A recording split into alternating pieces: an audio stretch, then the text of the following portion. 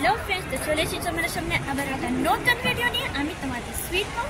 তো দেখতে পাচ্ছ এখন দাঁড়িয়ে রয়েছি এয়ারপোর্টে, আর অ্যাম্বিয়েন্সটা দেখতে পাচ্ছ এয়ারপোর্টে। এটা হচ্ছে ইন্টারন্যাশনাল এয়ারপোর্ট, এই যে দেখতে পাচ্ছ। তো আমাদের ফ্লাইট চলে এসছে, এখান থেকে দুবাই যাব। আমরা এখন কলকাতা এয়ারপোর্টে রয়েছি, আর এখান থেকে যাব আমরা দুবাই। দুবাই থেকে আবার ম্যানচেস্টারে যাব, ওখান থেকে ট্রানজিট রয়েছে, হব রয়েছে। ওটা তোমার হবে 2 ঘন্টা মতো প্রায় আমরা টাইম পাবো। তো চলো সুইট মমের ভিডিও দেখতে থাকো তোমরা। আর আমাদের ফ্লাইটটা চলে এসছে, ফ্লাইটের ভিডিও একটু তুলেছি আমি, তো তোমাদের সাথে শেয়ার করবো। তো দেখতেই পাচ্ছ প্রায় 9টা নাগাদ আমাদের ফ্লাইটটা টেক অফ করবে। তো তার আগে আমি তোমাদের সাথে গল্প করছি। যাচ্ছি এখন ম্যানচেস্টারের দিকে রওনা দিচ্ছি। আসলে এখন ম্যানচেস্টার হচ্ছে আমাদের মানে আলটিমেট ডেস্টিনেশন, কিন্তু এখন আমরা যাবো আগে দুবাই। তার জন্য আমাদের 4 ঘন্টা লাগবে, মোটামুটি 4 ঘন্টা। আর আবার দুবাই থেকে লাগবে আমাদের আরও 7 ঘন্টা, আর মাঝখানে আরও 2 ঘন্টা। তো চলো ফ্রেন্ডস, দেখতে থাকো ভিডিওটা, খুব ইন্টারেস্টিং হতে চলেছে। পুরো জার্নিটা তোমাদের সাথে দেখাবো। তো দেখতেই পাচ্ছ কি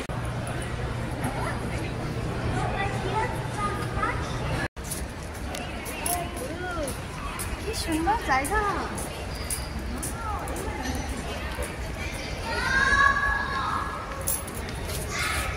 কত ব্যস্ততা।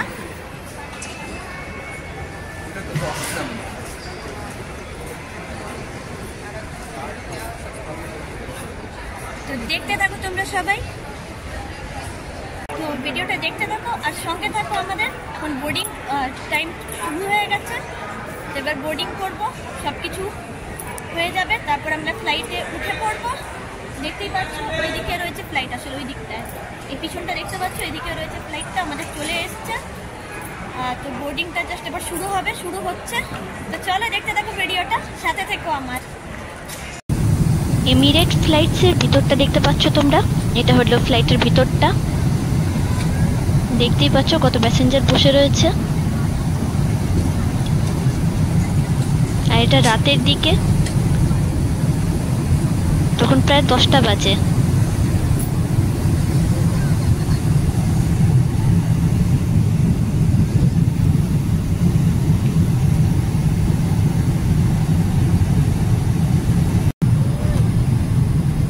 তো ফ্লাইটটা কিভাবে মুভ করছে সেটাও তোমরা দেখতে পাচ্ছ।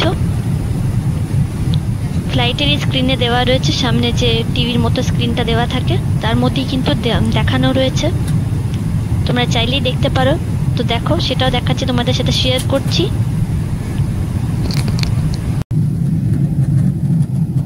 তো 34,000 ফিট উপরে রয়েছে, আর সেখান থেকে দুবাই শহরটাকে কি সুন্দর দেখা যাচ্ছে সেটাও তোমরা দেখতে পারো। 34,000 ফিট উপরে রয়েছে এই মুহূর্তে, আর সেখান থেকে আমি দেখো ভিডিও করছি। আর দেখতেই পাচ্ছ রাতের অন্ধকারে শহরটা কেমন ঝকমক করছে, দারুণ লাগছে দেখতে।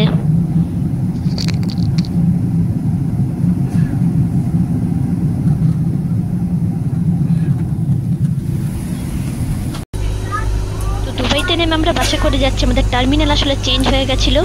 তো নেক্সট ফ্লাইট ছিল ম্যানচেস্টারে, তো সেদিকে রওনা দিচ্ছি।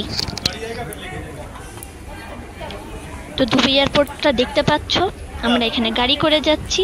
যারা যারা হুইল চেয়ার তোমরা অপশনটা যদি তোমরা সিলেক্ট করো, তো তারা কিন্তু এরকম অ্যাভেলেবেল পাবে গাড়ি।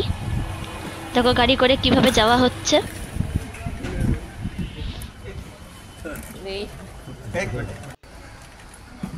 দেখতেই পাচ্ছ দুবাই এয়ারপোর্টটা, তোমাদেরকে পুরো দেখাচ্ছি, আমি যতটা পারছি কভার করার চেষ্টা করছি। তো ওয়াকারও রয়েছে দেখতে পাচ্ছ নিচে, যাদের হাঁটতে প্রবলেম হয় আর যারা হুইল চেয়ার না সিলেক্ট করেছো তাদের কিন্তু, তাদের জন্য, সাধারণ মানুষের জন্য ওয়াকারও রয়েছে। তো দেখতেই পাচ্ছ দুবাই এয়ারপোর্ট, এটা হলো দুবাই এয়ারপোর্ট।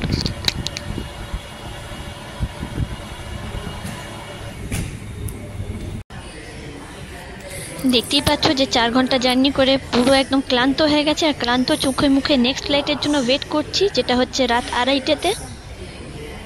তো ওয়েট করছি, এখান থেকে আমাদের নিয়ে যাওয়া হবে আমাদের গেট নাম্বারে। তো চলো দেখতে থাকো। তো আমাদের গেট নাম্বার ছিল B13, তো সেই দিকেই যাচ্ছি, দেখতেই পাচ্ছ। B13 গেট নাম্বারের দিকে আমরা যাচ্ছি এখন এগিয়ে।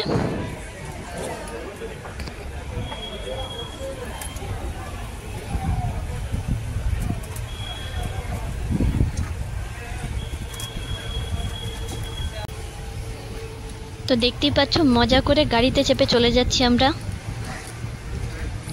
তো ভীষণ ভালো লাগছে, আমাদের সাথে সহযাত্রীরা ছিল, দেখতেই পাচ্ছ সব পিছনে বসে রয়েছে। আর আমরা যাচ্ছি এখন আমাদের গেট নাম্বারের দিকে B13, যেখান থেকে আমাদের নেক্সট ফ্লাইট আছে, যেটা হলো ম্যানচেস্টারের।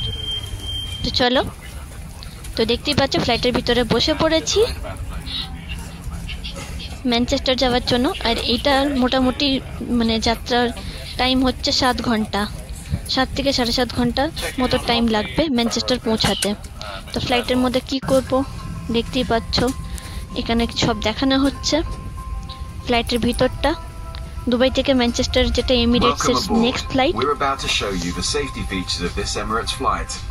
দেখতে পাচ্ছ তোমরা ফ্লাইটের ভিতরটা, তো দেখতে থাকো। তো আমি উইন্ডো সিটে বসেছিলাম, দেখতেই পাচ্ছ। আর উইন্ডো সিটে বসলে কিন্তু অনেকটাই, যাদের ফোবিয়া রয়েছে হাইটে, তাদের কিন্তু অনেক ভয় লাগে। আমারও হাইটে ফোবিয়া আছে, তো আমারও খুব ভয় লাগছিল, কিন্তু তারপরে আস্তে আস্তে অভ্যাস হয়ে গেছিলো। তো দেখতে পাচ্ছ রাতের মধ্যে কি সুন্দর লাগছে, শহরটা জগমগ করছে। দুবাই থেকে আবার যখন ফ্লাইটটা টেক অফ করলো তখন দেখতে পাচ্ছ, তো দারুণ লাগছে। পুরো মনে হচ্ছে পুরো শহরটা অন্ধকারের মধ্যে হাজারো প্রদীপ দিয়ে যেন জ্বালানো হয়েছে, স্ট্রিট লাইটগুলো। আর কি সুন্দর লাগছে, রাতের অন্ধকারে একটা আলাদাই মজা রয়েছে ফ্লাইটে যাত্রা করা। যারা যারা করেছে তারা অতি অবশ্যই তোমরা জানবে।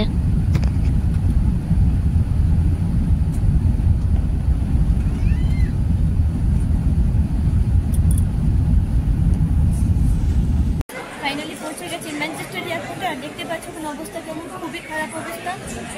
আসলে এত খারাপ অবস্থা হয়ে গেছে যে বলতে পারছি না, প্রচণ্ড টায়ার্ড ফিল করছি। আর কি বলবো, এখন যাবো, রেস্ট নেবো। আমাদেরকে পুরো জার্নিটা দেখালাম, পুরোটা হয়তো দেখাতে পারিনি, তবুও চেষ্টা করেছি দেখাবার। তো চলো দেখতে থাকো ভিডিওটা, আর অনেক অনেক ভালোবাসা দিও। এখন এখান থেকে বাস রয়েছে, আবার এখন ম্যানচেস্টারে রয়েছে, এখান থেকে লিডস যাবো, এখন বাস রয়েছে। তো চলো দেখতে থাকো। ফাইনালি বাসের টাইম হয়ে গেছে, দেখতে পাচ্ছ একটু ফ্রেশ হয়ে নিয়েছি। অবস্থা খুবই খারাপ হয়ে গেছিলো, তো মুক্তিকর অবস্থা একদম বাজে হয়ে গেছিলো। তো এখন বাস রয়েছে, বাস করে যেতে যেতে আরও টাইম লাগবে, 1.5-2 ঘন্টা। তো পৌঁছে যাবো, আর সেখানে ব্লগটা শেষ করবো। এখন রয়েছে ম্যানচেস্টার এয়ারপোর্টে, তো তোমাদেরকে একটু দেখিয়ে দিচ্ছি। তো এইটা হলো ম্যানচেস্টার এয়ারপোর্ট, দেখতে পাচ্ছ।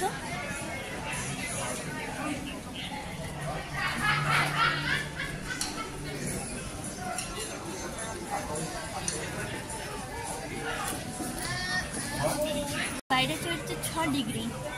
আর দেখতে পাচ্ছ আমি আমার ধোপাটা পরে নিয়েছি, আমি এটাকে ধোপা বলি, কারণ একটাই কারণ, দেখতেই পাচ্ছ এটা না থাকলে অবস্থা খারাপ হয়ে যাবে, এখানে থাকার মতন একদম। তো পরে নিয়েছি এটা। আর এখন জাস্ট যাবো, বাস ধরবো, তারপরে বাসে লাগবে 2 থেকে 2.5 ঘন্টা, তারপরে পৌঁছে যাবো লিডস ম্যানচেস্টার থেকে। তো চলো, দেখতেই পাচ্ছ অবস্থা খুব খারাপ। আমরা বেরিয়ে যাচ্ছি এখন বাসের উদ্দেশ্যে।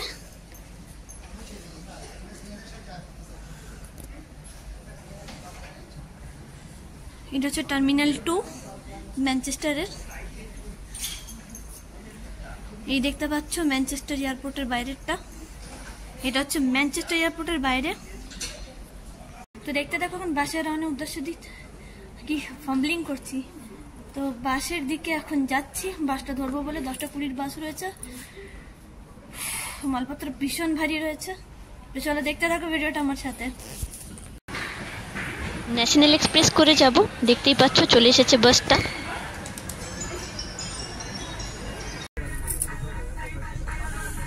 তো চলো বাড়ির দিকে রওনা দিচ্ছি এবার, আর ব্লগটা এখানেই শেষ করছি। দেখা হবে অন্য কোনো নতুন ভিডিওর সাথে, ততক্ষণের জন্য বাই বাই।